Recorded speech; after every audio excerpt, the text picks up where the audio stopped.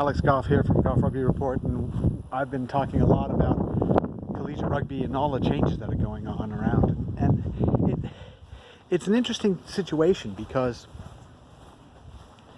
everybody talks about it being, maybe it's about competitive balance and all the changes are a little bit about that. And maybe it's about like-minded schools and maybe the changes are a little bit about that for sure.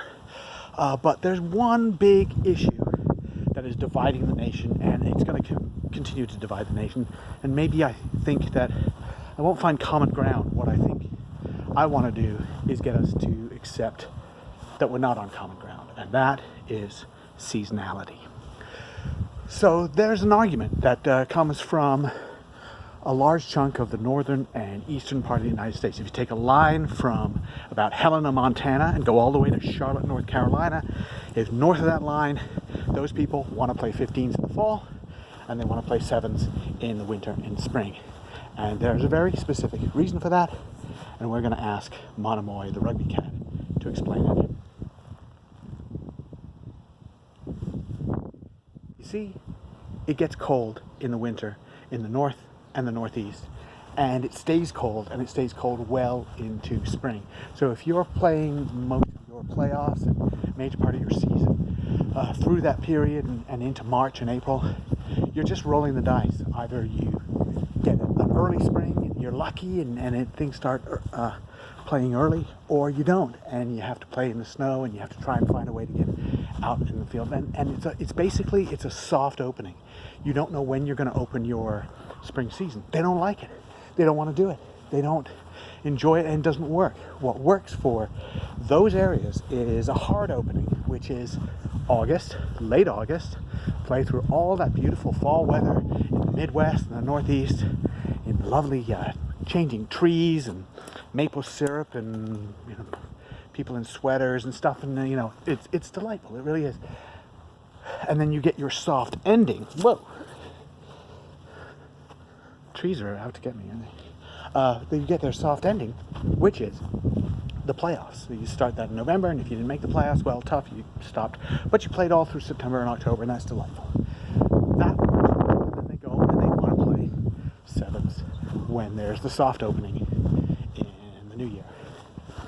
On the West Coast, they have an answer for that, and Monomoy the Rugby Cat will tell us what it is.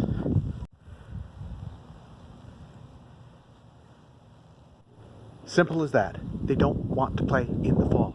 There's a little bit more to it, really, but generally, they don't want to play in the West Coast and in Texas area. They don't really want to play heavily in the fall. Now, there's one big reason for that, but we're talking about some of the other ones. One of them is just traditional stuff like that. The other thing is that why should they?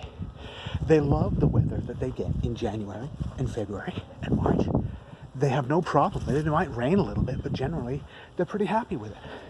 So they can do a straight shot, January, February, March, April, May, playoffs, done, boom, play little 7s at the end. They might choose to play some 7s in the fall, some do, some don't, but they're just really, really happy with that. Okay, they don't feel like they don't feel like changing about that. And that's okay, but there is one other big reason that some people in the Northeast, especially, and the East Coast, don't quite get, because it's not the same for them. Monomoy will tell us what it is. That's right, football. In many major schools, it's really hard to get any kind of traction in rugby in football season. It's an issue with teams all through that area, through Texas, Texas Tech, Texas A&M. Competing with football is not so much about competing for the attention of the fans, although that's a huge part of it. It's also about competing for space, competing for time. Universities won't necessarily even let them hold an event on a football day. It's just too difficult, so they say. Now, Big Ten is kind of the same with the Big Ten, and they like to play in the fall, so there's a little bit of an argument there. But that is the problem, that it's really not budging. So, is there any common ground here? Well, I think there is a little bit of common ground, and it's how they approach this entire question of seasonality. Everybody says the same thing.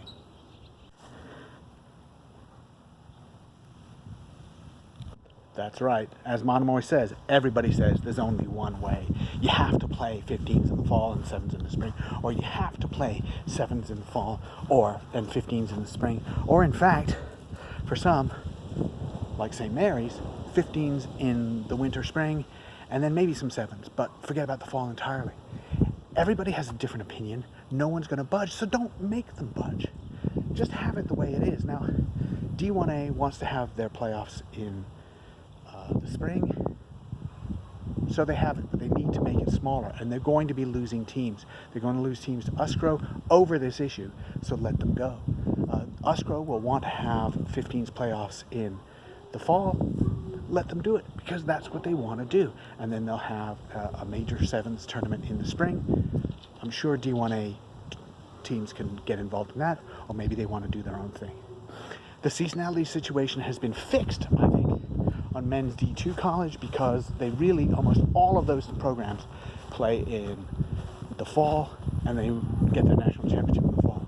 I think that D1AA, which will become just Division I men and Division I women, they split it fall and spring. Don't even talk about trying to have a winner take all later. Just have a playoff.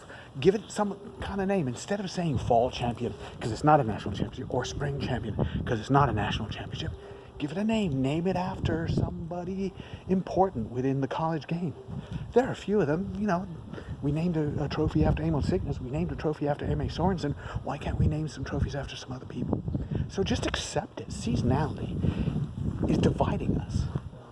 But why don't we just let it divide us and move on? And if we just allow it and let it just sit there, maybe we can all say, as with Monomoy, maybe there's only one way.